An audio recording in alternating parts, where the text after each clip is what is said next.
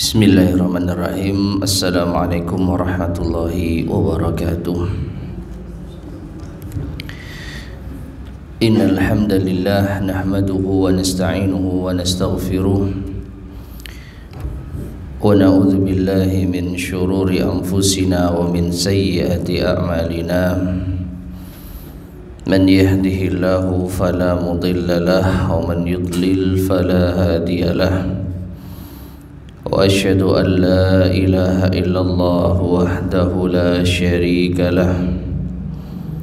Wa asyhadu anna Muhammadan abduhu wa rasuluh. Allahumma salli wa sallim wa barik ala nabiyyina Muhammadin wa ala alihi wa ashabihi wa man tabi'ahum bi ihsanin ila yaumiddin, amma ba'd. Ma'asyiral muslimin, para jamaah sekalian rahimani wa rahimakumullah. Alhamdulillah, pada kesempatan di pagi hari ini kita bisa melanjutkan kembali kajian kita membahas kitab Taysirul Karimir Rahman fi Tafsiri Kalamil Mannan yang disusun oleh Syekh Abdurrahman bin Nasir As-Sa'di rahimahullahu ta'ala. Dan pada pertemuan kali ini kita meneruskan pembahasan pada ayat yang ke-221 dari surat Al-Baqarah sampai pada ucapan al-muallif rahimahullah, thumma dzakara ta'ala al-hikmata fi tahrimi nikahil muslim awil muslimati liman khalafahuma fid din. Kemudian Allah Ta'ala menyebutkan hikmah pada pengharaman nikah seorang laki-laki muslim atau wanita muslimah yang berbeda agama dengan keduanya. Jadi ayat yang ke-221 ini ayat yang menerangkan tentang larangan menikahi orang yang berbeda agama. Wala tankihul musyrikat hatta yu'min. Wahai laki-laki muslim, janganlah kalian menikahi wanita musyrikah hingga mereka beriman. Demikian pula wala tankihul musyrikina hatta yu'minu. Wahai wali dari seorang wanita muslimah, janganlah kalian nikahkan wanita yang berada di bawah perwalian kalian dengan laki-laki musyrik hingga mereka beriman. Nah, kemudian Allah menyebutkan apa hikmahnya. Faqal, maka Allah Ta'ala berfirman, ulaika yad'una ilan nar, karena mereka itu menyeru kepada neraka. Ay fi aqwalihim wa af'alihim wa ahwalihim, yaitu pada ucapan mereka, perbuatan mereka, keadaan mereka. Fa mukhalatatuhum ala khatarin minhum, maka berkumpul dengan mereka, bercampur dengan mereka, yang namanya suami istri pasti akan berinteraksi secara intens, ya.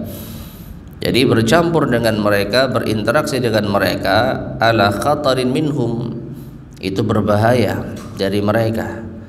Wal khataru laisa minal akhtarid dunyawiyah, dan bahayanya bukan bahaya dalam urusan dunia.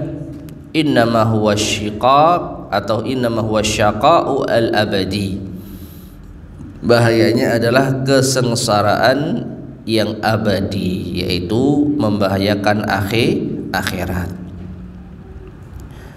Wa yustafadu min ta'lil ayah, dan diambil faedah pula dari ta'lil ayat.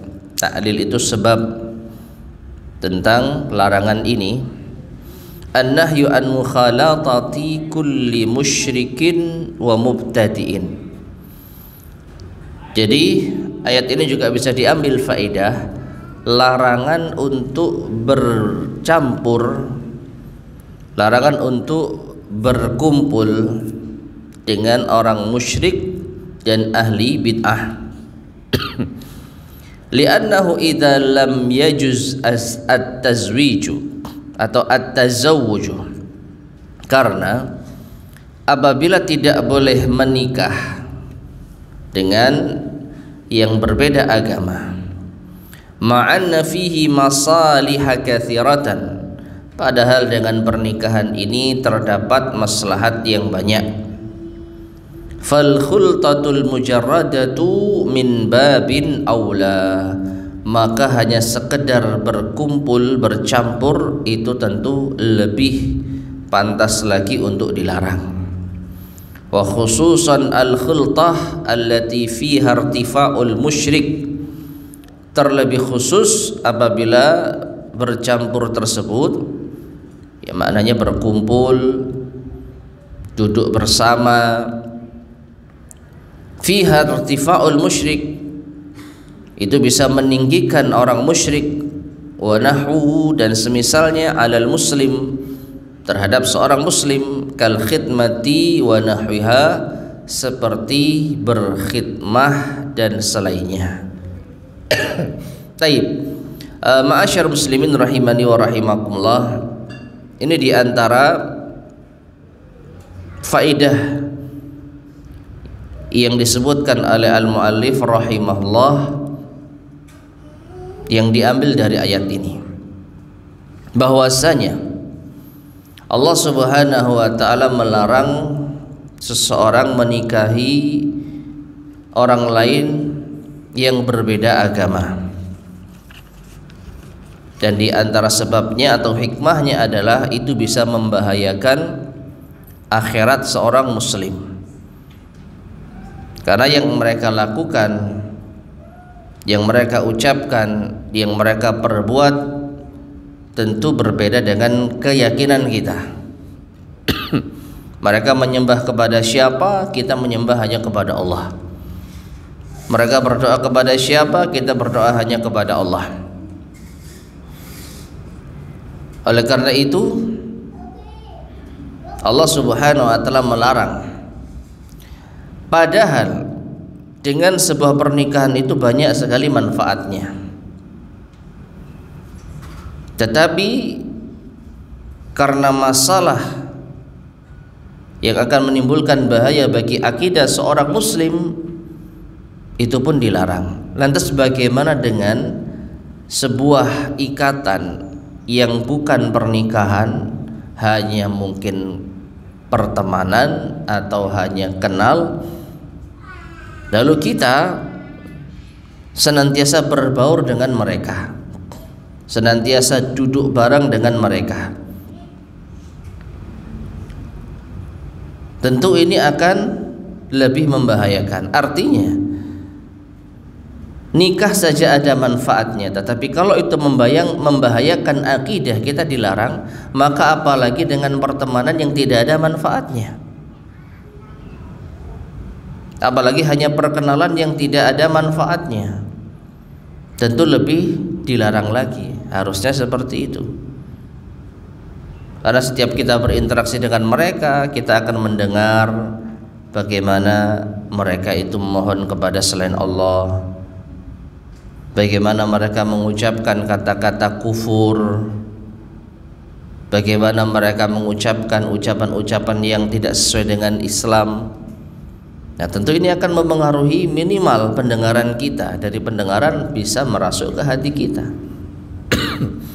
Padahal ini hanya perhubungan pertemanan, bukan pernikahan. Ditambah lagi, kalau dengan pertemanan atau ikatan yang kita miliki dengan mereka ada sisi pemuliaan terhadap mereka, ada sisi perendahan terhadap agama yang kita bawa. Seperti apa? Menjadi pelayan mereka, ya, menjadi pelayan mereka, menjadi pembantu mereka. Jelas mereka berada di posisi yang lebih tinggi daripada kita. Kita cuma pelayan, Kita cuma pembantu.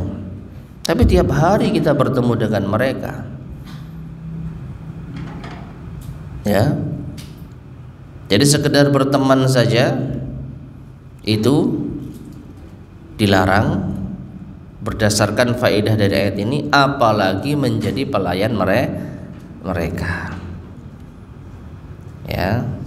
Oleh karena itu, ma'asyar muslimin rahimani wa rahimakumullah, alangkah baiknya jika seorang muslim memiliki pekerjaan semacam ini, hendaknya dia berhenti dari pekerjaannya, ya, daripada melayani yaitu orang yang berbeda agama dengan kita.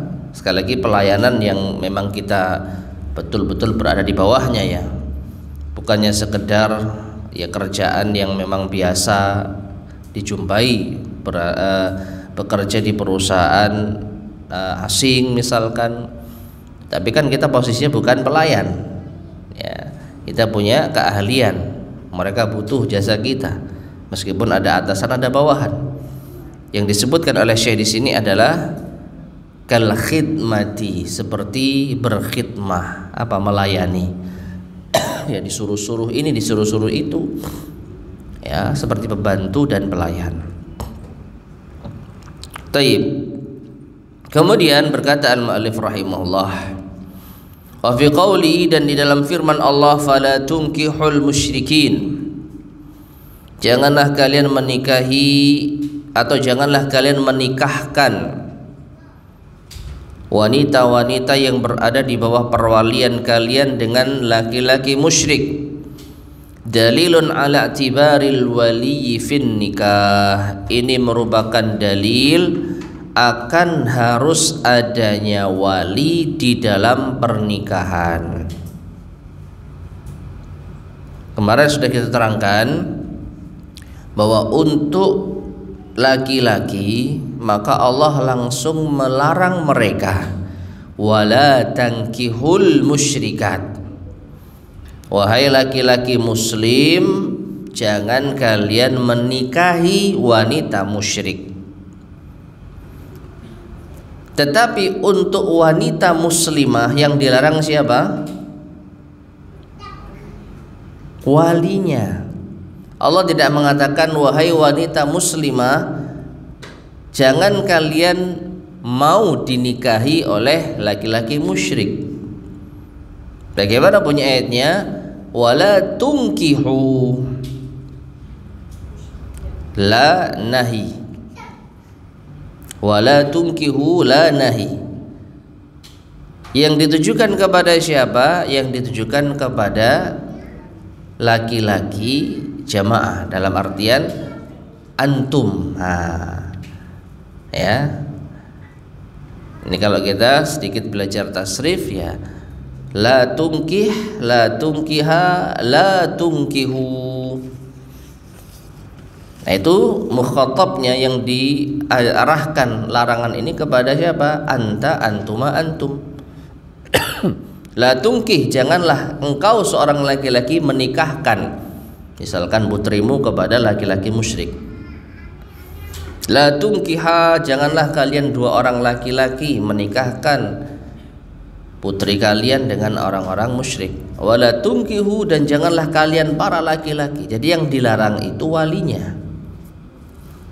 Wahai para wali, jangan kalian menikahkan putri-putri kalian, saudari-saudari kalian dengan siapa? Dengan laki-laki musyrikin. Nah, ini menunjukkan wali itu harus ada. Wallahu yad'u ilal jannati wal maghfirah, sedangkan Allah menyeru kepada surga dan ampunannya. Ay yad'u ibadahu litahsilil jannati wal maghfirah, itu Allah menyeru kepada hamba-hambanya untuk meraih surga dan ampunannya. Allati min asariha, di mana termasuk atau di antara pengaruhnya, di antara asar pengaruh dari meraih surga dan ampunan, daf'ul uqubat, yaitu terhindar dari hukuman atau siksa. Wa dzalika bid-da'wati ila asbabiha minal a'mali salihah, dan itu dengan menyeru atau berusaha mengajak kepada sebab-sebabnya berupa amal saleh, ya, sebab untuk bisa masuk surga dan meraih ampunan Allah dan terhindar dari siksa, ya, beramal saleh. Wat taubatin nasuh, taubat nasuha, wal ilmin nafi, ilmu yang bermanfaat, wal amalis salih, dan juga amal saleh. Wa yubayyinu ayatihi, dan Allah menjelaskan ayat-ayatnya, ay ahkamihi atau ahkamahu, yaitu hukum-hukumnya, ya, wa hikamaha, dan hikmah-hikmahnya, linnasi, bagi manusia, la'allahum yatadzakkarun, agar mereka mengingat, mengambil pelajaran. Fayujibu lahum dzalika tadzakkura lima nasau atau lima nasuhu, maka ini mengharuskan mereka untuk mengingat apa yang mereka lupakan. Wa ilma ma jahilu, mengharuskan bagi mereka untuk berilmu apa yang mereka tidak ketahui. Walimtisala lima dhayya'u, dan mengharuskan untuk mengerjakan apa yang mereka lalaikan. Taib, ma'asyar muslimin rahimani wa rahimakumullah.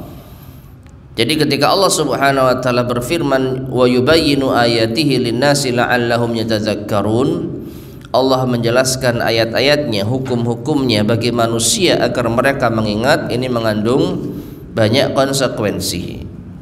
Yang dimaksud dengan agar mereka mengingat, ya, agar mereka mengingat sesuatu yang mereka mungkin lupakan, atau juga agar mereka mengetahui apa yang mereka tidak ketahui, dan juga agar mereka mengerjakan apa yang mereka lalaikan.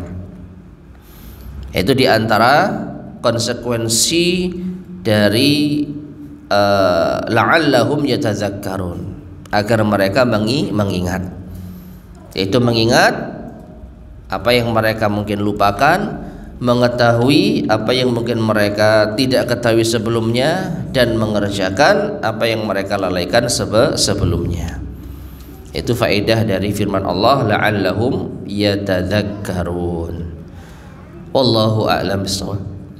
Taib, ma'asyar muslimin rahimani wa rahimakumullah. Sekarang kita beralih pada ayat berikutnya, yaitu ayat ke-222 223. Silakan dibaca terlebih dahulu.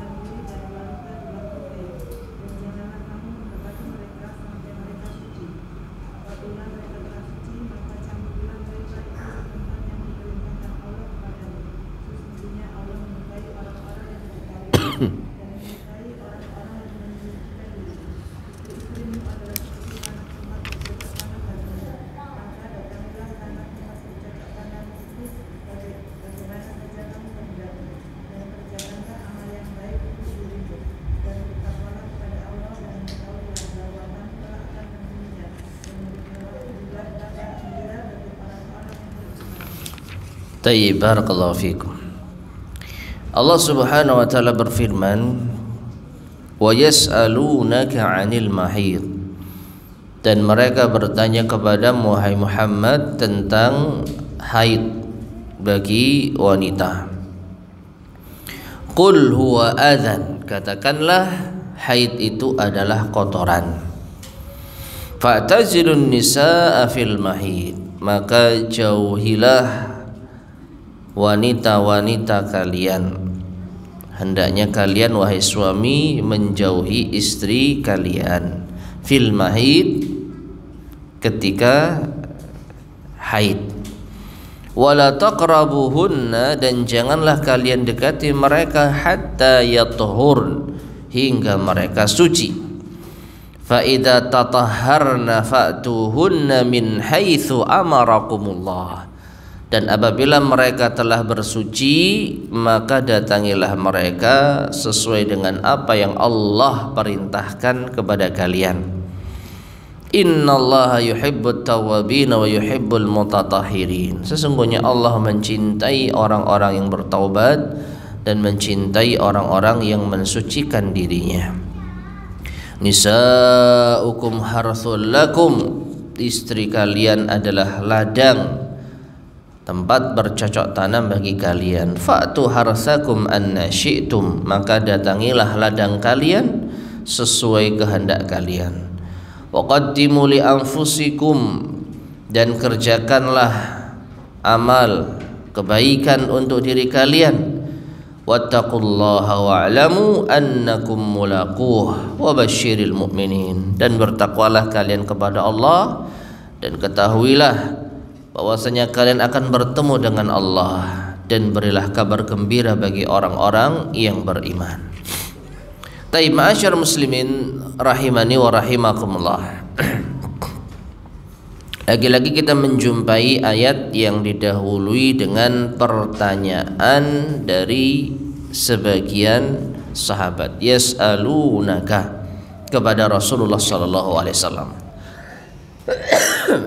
Dan sudah pernah kita sampaikan bahwa ketika Allah Subhanahu wa taala mengatakan yas'alunaka, mereka bertanya kepada Muhammad, maka itu benar-benar terjadi.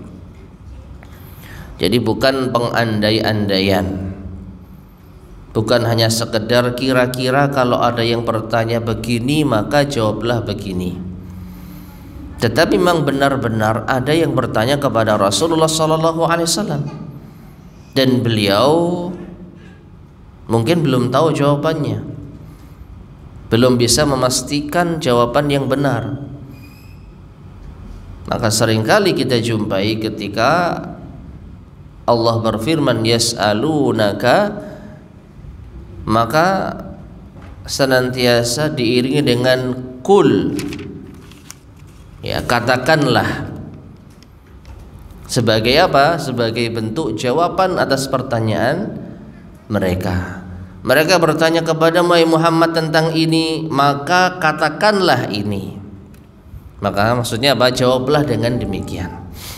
Yas'alunaka madza yunfiqun qulil afwa. Di ayat-ayat sebelumnya mereka bertanya kepadamu tentang apa yang mereka infakkan, maka katakanlah hendaknya mereka menginfakkan al-afwa, yang lebih.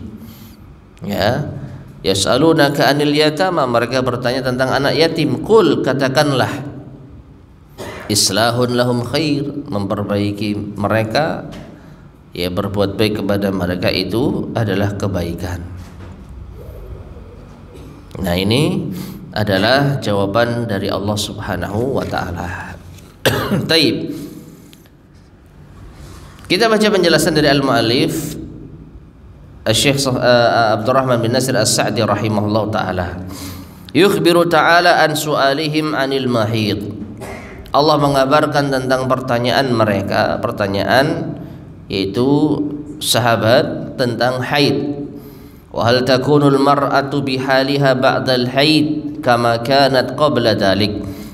Maka apakah wanita itu keadaannya setelah haid seperti sebelum haid? Am tujtanabu mutlaqan kama yaf'aluhul yahud, atau wanita itu harus dijauhi secara mutlak sebagaimana perbuatan orang Yahudi. Fa akhbara ta'ala, maka Allah Ta'ala mengabarkan annal haidha adzan, bahwasanya haid itu kotoran.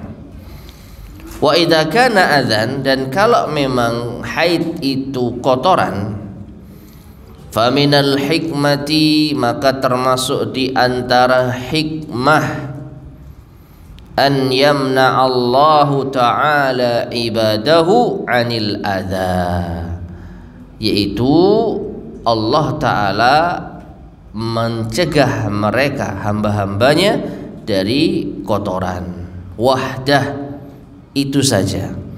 Maksudnya yang dilarang itu hanya mendekati bagian yang kotor saja. Karena haid itu kotoran, maka termasuk hikmah Allah adalah menjauhkan hamba-hambanya dari kotoran. Ya, kotoran itu saja yang dijauhi. Walihada qala, karenanya Allah berfirman, fa'tazilun nisaa fil mahid, jauhilah wanita di saat haid. Maksudnya ai makanul haid, itu tempat keluarnya haid. Jauhilah wanita pada tempat keluarnya haid. Wa huwal wad'u fil farji khassah, yaitu berkumpul di farji saja. Itu saja yang harus dijauhi. Fahadal muharramu ijma'an, dan ini haram secara ijma'. Ini diharamkan secara ijma'.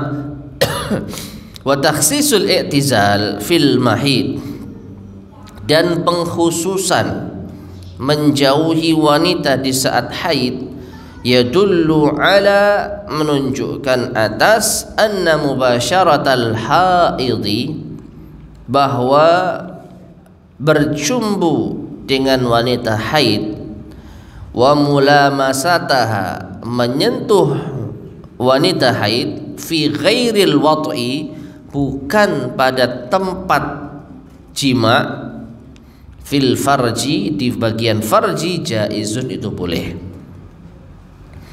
Ya, makanya Nabi SAW menyebutkan dalam satu hadisnya, lakukanlah semau kalian illan nikah, kecuali nikah. Nikah yang dimaksud di dalam hadis ini adalah jima. Dan jima, ya faham kita ya, kiasan yang paling mudah ya seperti timba masuk ke dalam sumur. Nah, itu yang dilarang. Selebihnya silahkan. Mau melakukan apapun silahkan, pokoknya jangan yang itu. Ya. Lakin qauluhu, atau lakinna qaulahu, tetapi firman Allah, wala taqrabuhunna hatta yadhurna, jangan kalian dekati istri kalian hingga mereka suci, yadullu alal annal mubasyarata, menunjukkan bahwasanya mubasyarah, yaitu berkumpul, bercumbu, fima qarba minal farj, pada apa yang mendekati farji, wa dzalika fima baina surrati war rukbah, dan itu posisinya antara pusar dan lutut. Nah, itu saja yang dijauhi. Ya, yang bagi tarkuhu, wajib untuk dijauhi, wajib untuk ditinggalkan. Kalau mau bercumbu, ya, hindari bagian pusar sampai lutut.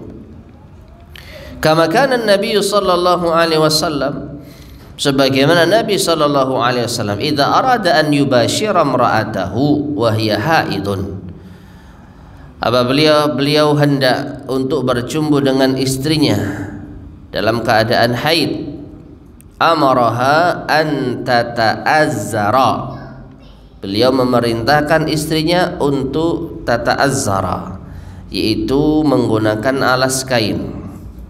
Fayubashiruha, kemudian beliau pun mencumbuinya. Ya,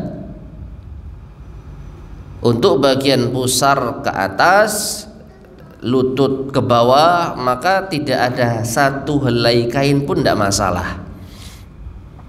Tapi untuk bagian pusar ke bawah hingga lutut ke atas wajib ditutupi kain, wajib ada alas kainnya. Wa haddu hadzal i'tizal wa haddu hadzal i'tizal, dan batasan menjauhi hal ini, wa adamul qurbani lil huyyadhi, dan tidak boleh mendekati wanita haid semacam ini hatta yathurn, yaitu hingga mereka suci. Nah, berarti ini merupakan jawaban bahwa menjauhi wanita haid itu tidak selama-lamanya. Wanita yang haid, setelah haid kondisinya sama seperti sebelum haid.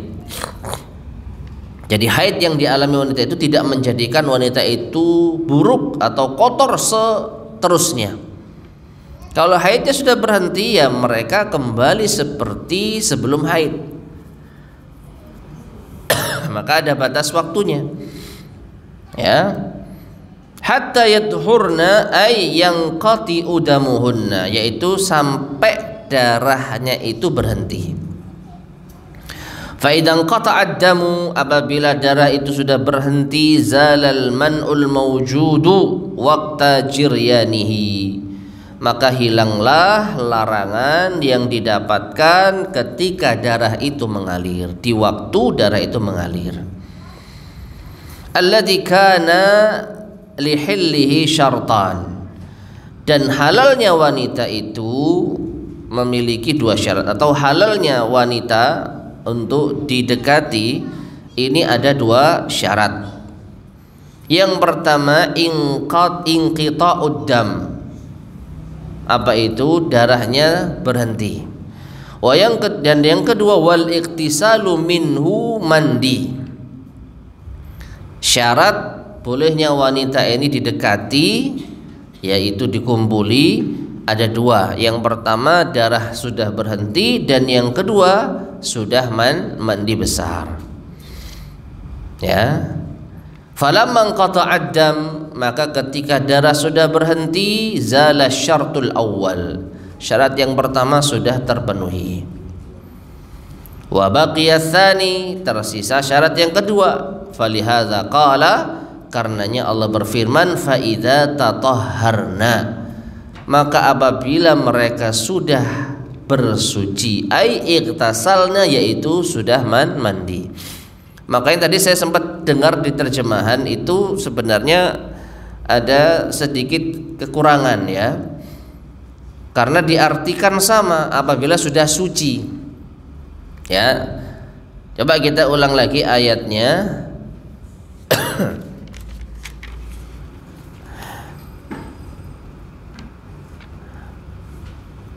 Wala taqrabuhunna hatta yathurna, jangan kalian mendekati mereka, istri kalian, hingga mereka suci. Fa idza tatahharna fa'tuhunna, dan kalau mereka sudah suci maka datangilah mereka. Nah, seakan-akan apa? Ya, hanya sekedar suci, dan orang yang wanita yang sudah berhenti darah haidnya ya sudah suci. Tapi apakah sudah bersuci? Belum tentu. Makanya yang lebih tepat, yang pertama memang diartikan suci, artinya darahnya sudah berhenti. La taqrabuhunna hatta yathurna, jangan kalian dekati istri kalian hingga mereka suci, artinya sudah berhenti darah haidnya. Adapun faida tatahharna, kalau mereka sudah bersuci, nah ini kalau mereka sudah mandi, baru datangi sesuai dengan apa yang Allah perintahkan. Ini menunjukkan ada perbedaan antara suci dengan bersuci, ya. Nah, dua syarat ini harus terpenuhi.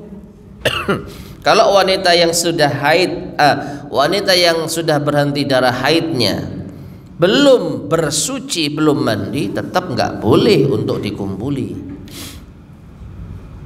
ya. Atau sudah mandi junub, ya, tetapi belum berhenti darah haidnya, boleh nggak? Nah, sama saja, apa gunanya mandi junub kalau darah haid belum berhenti? Maka kedua syarat ini harus terpenuhi. Sudah berhenti darahnya baru mandi. Nah, baru setelah itu boleh dikumpuli. Taib. Jadi fa idza tatahharna, apabila mereka sudah bersuci, ai ightasalna, yaitu sudah mandi. Fa'tuhunna min haitsu amarakumullah, maka datangilah mereka sesuai dengan apa yang Allah perintahkan kepada kalian wahai suami. Ai fil qubul, yaitu di depan. La fid dubur, bukan di belakang tempat keluarnya kotoran. Di depan itu maksudnya di tempat keluarnya rahim atau keluarnya janin, bukan tempat keluarnya kotoran. Li'annahu mahallul harth, karena bagian kubul ini adalah tempat al-harth, yaitu apa? Ladang, tempat bercocok tanam. Wa fihi dalilun ala wujubil ightisali lil haid, dan di dalamnya juga terdapat dalil wajibnya mandi bagi wanita haid yang sudah berhenti, ya. Wa anna inqita'ad dam syartun li sihhatihi, dan bahwasanya berhentinya darah itu syarat keabsahan mandinya. Nah, ini yang tadi saya sampaikan, kalau mandi junub sebelum darah itu berhenti maka mandinya enggak sah. Dia masih najis, dia masih kotor, belum suci, ya. Walamma kana hadzal man'u lutfan minhu ta'ala bi'ibadihi, dan tatkala larangan ini bentuk kelembutan Allah kepada hambanya, wasiyanatan anil adza, dan sebagai bentuk penjagaan dari kotoran. Qala ta'ala, Allah berfirman, innallaha yuhibbut tawwabin, sesungguhnya Allah mencintai orang-orang yang bertaubat. Ai min dzunubihim 'alad dawam, itu bertobat dari dosa-dosa mereka yang dilakukan terus-menerus. Wa yuhibbul mutatahhirin, dan Allah mencintai orang-orang yang bersuci. Ai al mutanazzihina 'anil atham, di antara maknanya adalah orang-orang yang membersihkan diri dari dosa. Meskipun juga masuk di dalamnya wa yuhibbul mutatahhirin, yaitu Allah mencintai orang-orang yang bersuci. Bersuci dari apa? Dari kotoran secara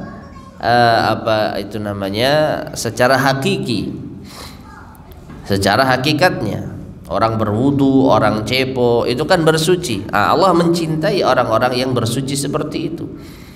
Meskipun pula juga bisa dimaknai bersuci secara maknawi, yaitu apa? Membersihkan diri dari dosa. Nah, wa hadza yashmalu tatahhura al-hissi. Nah, ini yang tadi saya maksud. Dan juga wa yuhibbul mutatahhirin, Allah mencintai orang-orang yang bersuci, itu mencakup bersuci secara hissi. Secara hissi. Hissi itu ya hakikat. Secara hakikat. Kalau maknawi itu secara makna. Nah, ini minal anjasi wal ahdas, bersuci dari najis dan hadas. Bersuci dari najis namanya apa? Istinja. Ya, kalau kita habis buang air atau kita menghilangkan najis di baju, di badan. Demikian pula makna bersuci adalah bersuci dari hadas dengan wudu. Ya, bedanya najis dengan hadas apa? Bedanya najis dengan hadas apa? Najis terlihat, najis maknawi, hadas maknawi. Ya, hadas harus berwudu. Najis itu zat. Najis itu zat. Ya. darah menurut pendapat jumhur, kemudian bangkai, ya, kotoran hewan, kotoran manusia, itu zat. Jadi ada najis yang menempel di pakaian kita, ada zatnya. Dan izalatun najis, menghilangkan najis cukup dengan menghilangkan zat tersebut dengan cara apapun. Memang yang paling afdol dengan air. Itu kalau najisnya najis ringan. Kalau najis yang mughalladhah seperti air liur anjing beda lagi. Ya. Tapi secara asal kalau najis itu bukan mughalladhah, najis yang ringan, cara menghilangkannya gimana? Bagaimana agar zat najisnya hilang? Mau dengan air, mau dengan tisu, mau dengan tanah, mau dengan diselentik gitu misalkan. Ada kotoran nempel terus diselentik gitu, sudah hilang, ya sudah bersih. Adapun hadas itu sifat yang menghalangi seseorang untuk bisa menjalankan ibadah tertentu. Kelihatan nggak hadas itu? Kelihatan nggak hadas itu? Enggak. Orang habis buang air kecil di kamar mandi, balik-balik keluar dari kamar mandi, kita nggak tahu dia ini masih berhadas atau tidak. Bisa jadi masih berhadas karena dia hanya kencing, cebok, tapi nggak wudhu. Bisa jadi dia sudah nggak berhadas karena setelah kencing, cebok, berwudhu. Makanya hadas itu sifat, tidak bisa dilihat, tidak ada zatnya.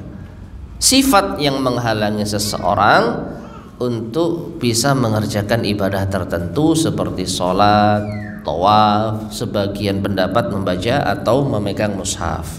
Nanti akan disinggung insyaallah. Taib.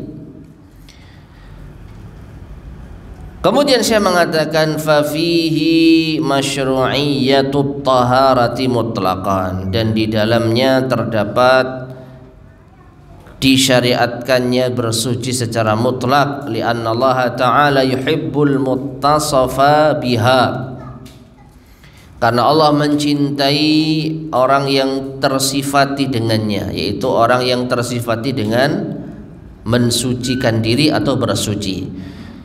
Walihada kanat at-taharatu mutlaqan, karena itulah tahara bersuci secara mutlak syartan, merupakan syarat li sihhatis salah, keabsahan salat, wat tawaf wa jawazi masil mushaf, tawaf dan juga bolehnya menyentuh mushaf, wa yashmalu tatahhural ma'nawiyya, dan juga mencakup bersuci secara maknawi. Kalau tadi bersuci untuk menghilangkan najis atau menghilangkan hadas, ini bersuci secara apa? Hissi. Ya, secara hissi. Ya, secara hakikat. Benar-benar ada aktivitas bersuci, menghilangkan najis dengan air, cebok, ya, wudu, itu bersuci secara hissi. Dan juga bersuci bisa bermakna maknawi. Wa yashmalu tatahhural ma'nawi, mencakup bersuci secara maknawi, anil akhlaqir radhilah, dari akhlak yang buruk, akhlak yang ya buruk, wasifatil qabihah, sifat-sifat yang tidak terpuji, wal af'alil khasisah, dan perbuatan-perbuatan yang kotor. Nah ini ya. Jadi memang kalau kita perhatikan konteks ayatnya itu membahas bersuci secara maknawi atau secara hissi. Secara hissi. Konteks ayatnya secara hissi. Karena apa? Terkait dengan wanita setelah suci dari haid, lalu dia bersuci dengan cara mandi junub. Itu secara apa? Hissi. Tetapi ketika Allah Subhanahu wa taala menutup firman-Nya dengan innallaha yuhibbut tawwabin wa yuhibbul mutatahhirin. Perhatikan. Allah mengkaitkan innallaha yuhibbut tawwabin, sesungguhnya Allah mencintai orang-orang yang bertaubat. Ini ada indikasi bahwa wa yuhibbul mutatahhirin, Allah mencintai orang-orang yang bersuci. Itu juga bisa bermakna maknawi. Karena apa? Apa hubungannya taubat dengan haid, bersuci dari haid? Tidak ada. Secara langsung tidak ada. Ya kan? Hubungannya ayat terkait dengan larangan wanita haid dikumpuli, didekati, ya, hingga ia bersuci. Apa hubungannya dengan taubat? Tidak ada, secara langsung tidak ada. Jadi menunjukkan ketika Allah mencintai orang yang bertaubat dan mencintai orang-orang yang mensucikan diri, maka dipahami mensucikan diri baik secara apa tadi? Hissi maupun secara maknawi. Mensucikan diri secara hissi sesuai dengan konteks ayat. Kalau sudah selesai darah haid berhenti, mandi, baru boleh dikumpuli, sholat dan lain sebagainya. Ada secara maknawi, ya, bertobat dari dosa, mensucikan diri dari perbuatan-perbuatan keji. Nah ini, ya. Taib, kemudian Allah berfirman, nisa'ukum harthul lakum fa'tu harthakum anna syi'tum. Istri kalian adalah ladang bagi kalian, tanah tempat bercocok tanam bagi kalian, maka datangilah ladang kalian sesuai dengan kehendak kalian.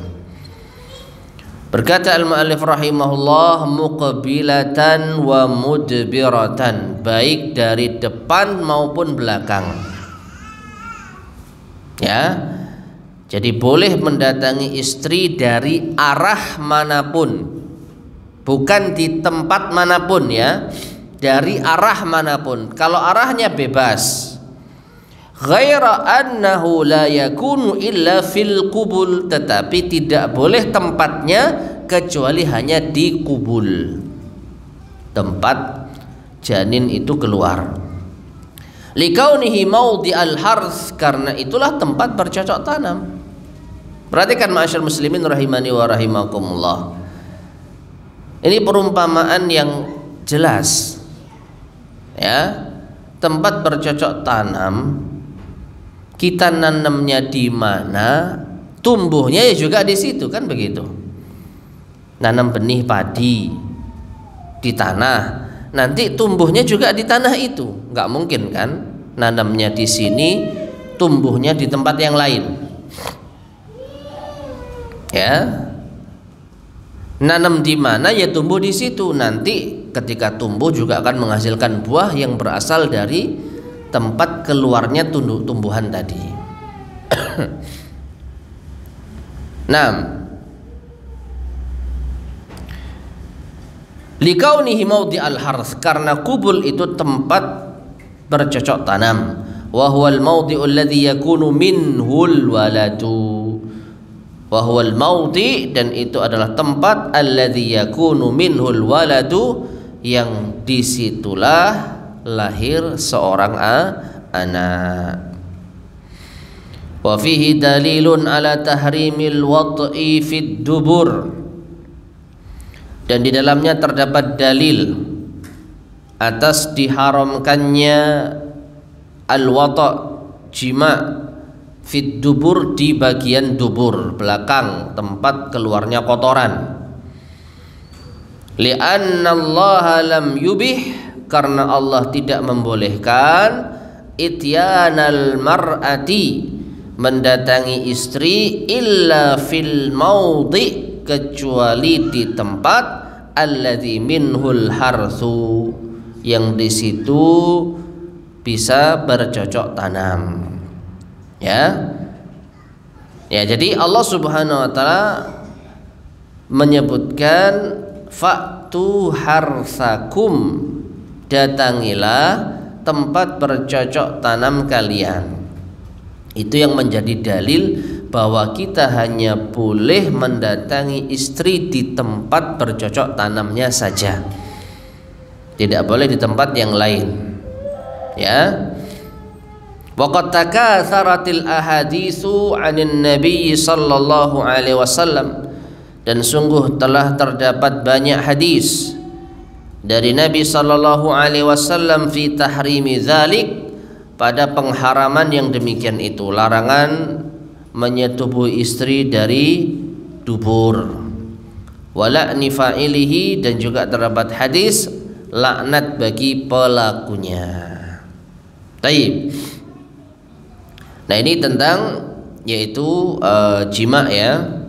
Kemudian waqaddimu li anfusikum, Allah berfirman waqaddimu li anfusikum, dan lakukanlah sesuatu untuk diri kalian. Ini secara asal maknanya seperti itu. Waqaddimu, lakukanlah sesuatu, li anfusikum, untuk kalian, ai minat taqarrubi ilallah. Tapi yang dimaksud melakukan sesuatu yaitu melakukan amalan berupa mendekatkan diri kepada Allah bi fi'lil khairat, dengan melakukan kebaikan-kebaikan. Amin dalika, dan di antara hal yang demikian itu, an yubashirar rajulu imra'atahu, seorang laki-laki mengumpuli istrinya, wa yujami'aha, dan jima dengannya, ala wajhil qurbati wal ihtisab, untuk mendekatkan diri dan mengharap pahala. Wa ala raja'i tahsili dzurriyyah, dan juga untuk berharap mendapatkan keturunan, alladzina yanfa'ullahu bihim, yang Allah akan memberikan manfaat dari keturunan tersebut orang tua mereka. Taib. Ma'asyar muslimin rahimani wa rahimakumullah.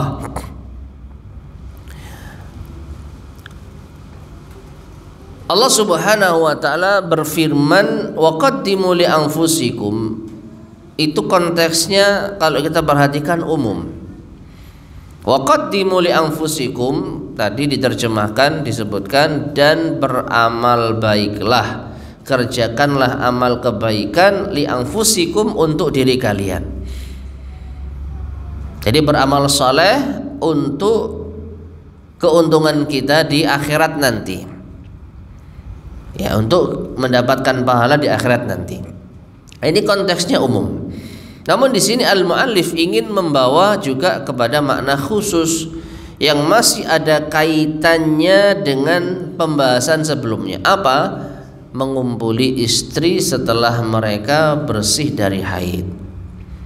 Jadikanlah itu sebagai salah satu amalan untuk mendekatkan diri kepada Allah Subhanahu wa taala. Cukuplah hadis Nabi sallallahu alaihi wasallam yang mengatakan wa fi bud'i ahadikum shadaqah, atau kama qala Nabi sallallahu, ya, dan di dalam yaitu kemaluan istri kalian ada shadaqah. Sahabat bertanya, ya Rasulullah, apakah kita melakukan hubungan intim itu mendapatkan shadaqah? Maka Nabi sallallahu mengatakan apa? Bagaimana seandainya ia meletakkannya di tempat yang haram, apakah dapat dosa? Iya, betul. Demikian pula kalau ia letakkan di tempat yang halal, maka akan mendapatkan pahala. Namun tetap tidak bisa orang mendapatkan pahala tanpa niat. Karena apa? Hubungan suami istri itu diantara amalan yang mubah, meskipun ada perintahnya. Tetapi kalau kita tidak niatkan dengan niat yang itu mulia, ya tentu akan bernilai seperti amalan mubah yang lain. Kita makan karena rutinitas, hanya sekedar rutinitas, hanya sekedar ya pingin, tapi tidak ada niat, ya tidak dapat pahala. Makanya di sini disebutkan oleh Syekh rahimahullah taala bahwasanya ada niat yang harus disusupkan di sana. Ya. Beliau mengatakan apa? Wa yujami'aha ala wajhil qurbati wal ihtisab. Mengumpuli atau jima dengan istri ala wajhil qurbah, untuk mendekatkan diri, wal ihtisab, dan mendapat pahala. Taib. Kemudian wattaqullah, Allah berfirman wattaqullah, dan bertakwalah kalian kepada Allah. Ai fi jami'i ahwalikum, pada setiap atau seluruh keadaan kalian. Kunu mulazimina li taqwallah, jadilah kalian untuk senantiasa menetapi ketakwaan kepada Allah. Musta'inina bidzalik, meminta pertolongan kepada Allah agar bertakwa. La'allakum, atau li'ilmikum, karena kalian mengetahui annakum mulaquh, bahwasanya kalian akan bertemu dengan Allah. Ma'asyar muslimin rahimani wa rahimakumullah. Seringkali kita sampaikan keyakinan terhadap hari akhir ini di antara sebab terbesar seseorang itu betul-betul bisa maksimal di dalam bertakwa dan beramal saleh, di dalam menjauhi dosa dan yaitu menghindari dari maksiat. Apa? Meyakini adanya akhirat. Nah, di ayat ini Allah berfirman annakum mulaqu, bahwasanya kalian akan bertemu dengan Allah.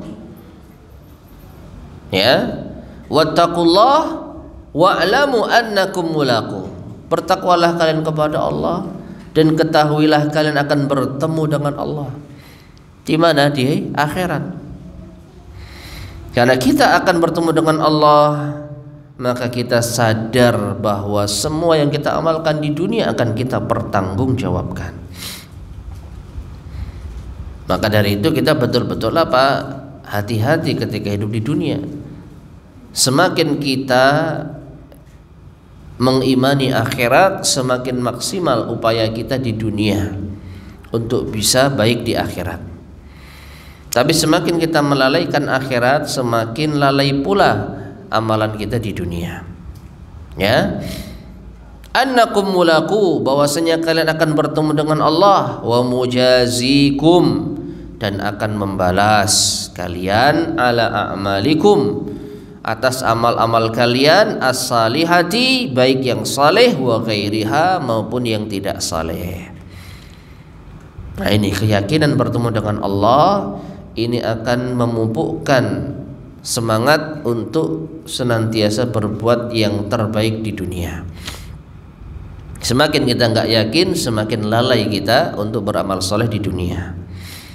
Summa qal, kemudian Allah berfirman, wa basyiril mu'minin, dan berilah kabar gembira bagi orang-orang yang beriman. Lam yadhkur al-mubasysyar bihi. Perhatikan di sini, Allah tidak menyebutkan di ayat ini ya, al-mubasysyar bihi, kabar gembira apa? Apa yang diberitakan dari kabar gembira?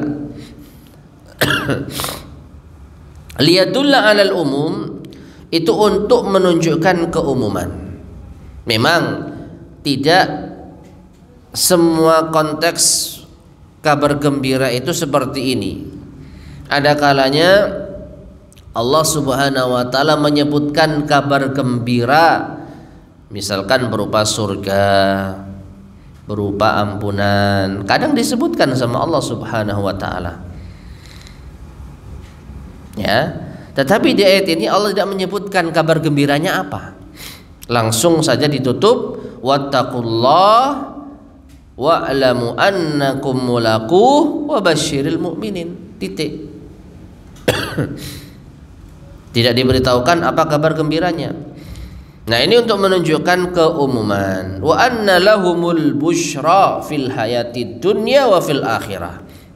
Karena intinya orang-orang yang bertakwa, orang-orang yang beriman, mereka berhak mendapatkan kabar gembira di dunia maupun di akhirat.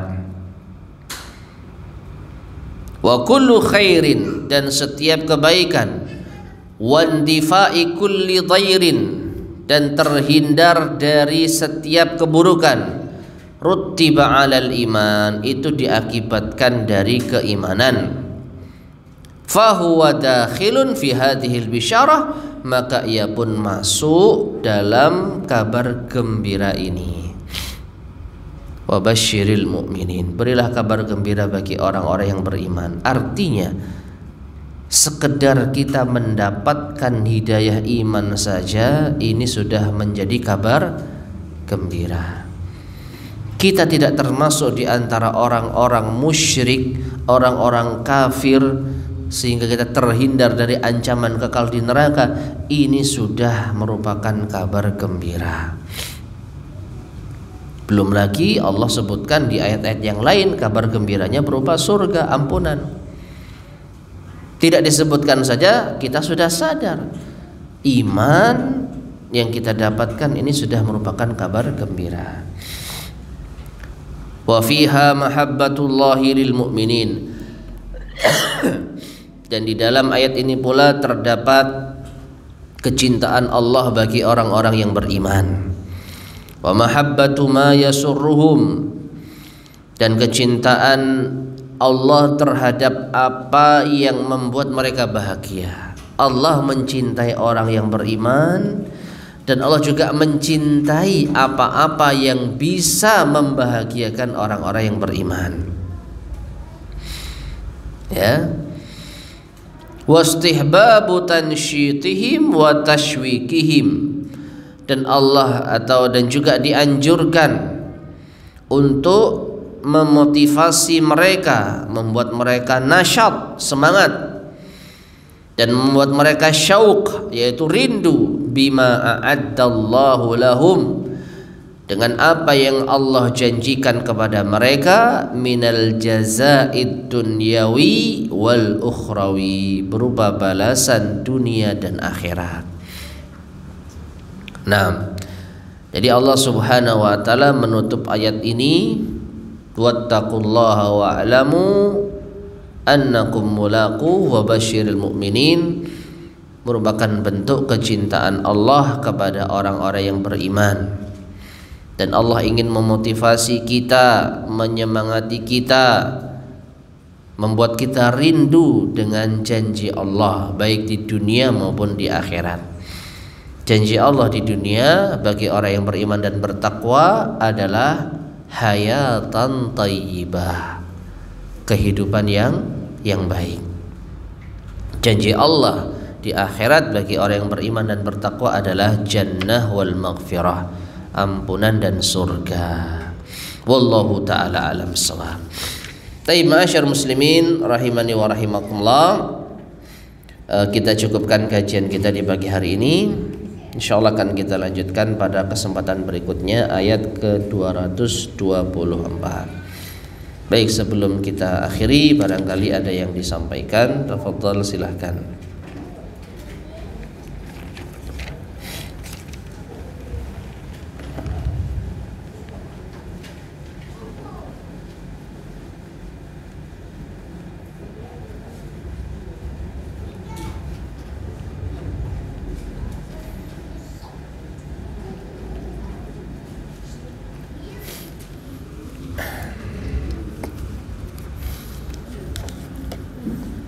Tidak ada yang disampaikan? Baik, jika tidak ada, ada. Oke, silakan.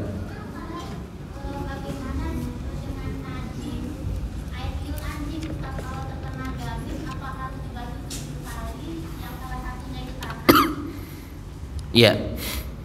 Jadi memang dalilnya yang kita jumpai itu adalah ina. Idza walagal kalbu fi ina'i ahadikum, apabila anjing itu menjilat, jadi air liur anjing terkena ina. Apa ina? Bejana salah seorang di antara kalian, maka basuhlah 7 kali dengan air dan salah satunya dengan tanah. Wallahu a'lam bishawab. Yang ana pahami, ini juga bisa berlaku bagi selain bejana, baik itu gamis ataupun tangan ataupun yang lainnya, dan itu insya Allah yang lebih aman, ya. Jadi dicuci 7 kali dengan air, salah satunya dengan tanah. Wallahu a'lam bishawab.